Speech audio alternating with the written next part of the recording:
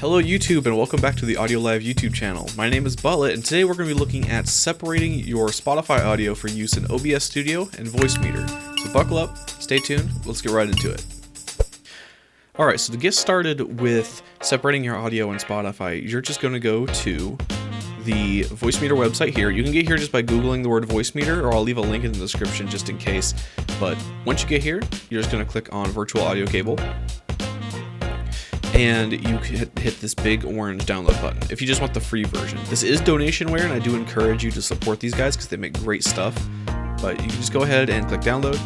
It'll download to a zip file. You'll install that. It's super easy, one-click kind of stuff. It might ask you to restart your computer, so keep that in mind when you're going through with one of these programs. Okay, so now that we have our virtual cable installed, we're going to do a similar thing to what we did in the last video. And if you haven't watched the last video on setting up VoiceMeeter and getting it really going, I'll leave a card up in the top to check that out. I do highly recommend it because we are going to be using VoiceMeeter a lot in these coming tutorials, and it's good to have a nice template to follow along with. So, all we're going to do is come down here to our little speaker icon, right-click it, and go to Sounds. Give it just a second, it'll open up a dialog box here. Now, we're just going to go over to the Recording tab. And we're going to scroll down until we find our audio cable. It should look something like this. It should say like cable output if you just have the free version, or ABCD if you decided to donate to get a few more cables. But all we're going to do with this is we're going to go to Properties. We'll right click, go to Properties, go to the Advanced tab, and we're going to change this. It'll be default, I believe, set to 44.1 kilohertz or 44,100 CD quality. We want to go all the way down to 2-channel, 16-bit, 48,000 hertz DVD quality. And we do this just because a lot of audio devices now, especially in the streaming space, are migrating to this 48 kilohertz standard.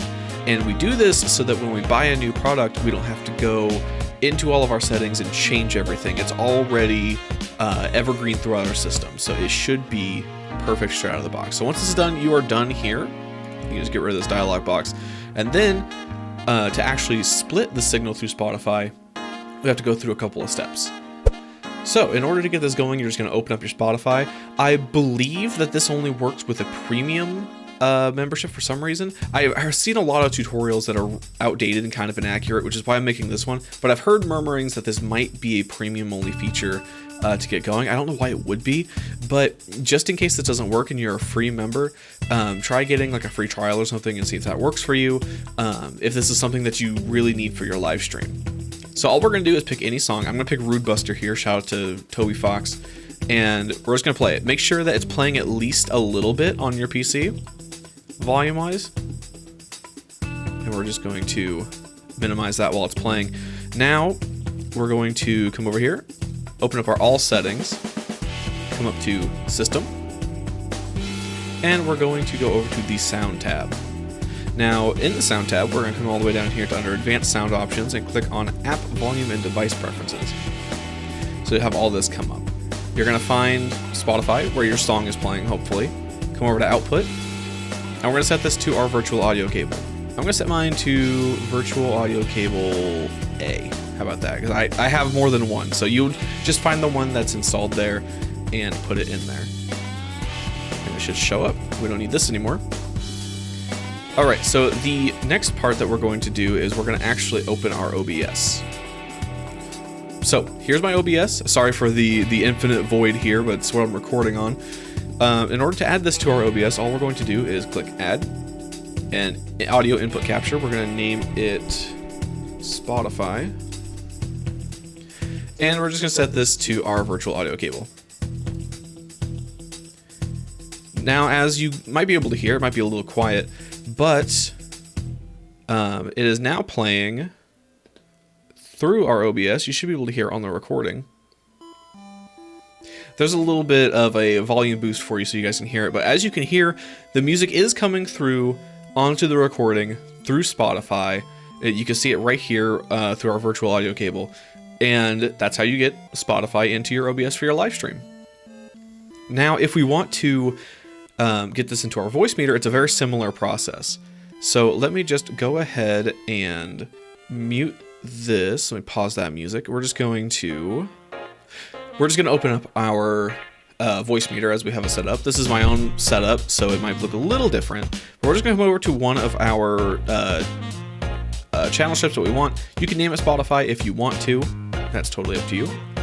Come down here and click on this, and you're just going to set this to virtual cable A. So then when we play the music again,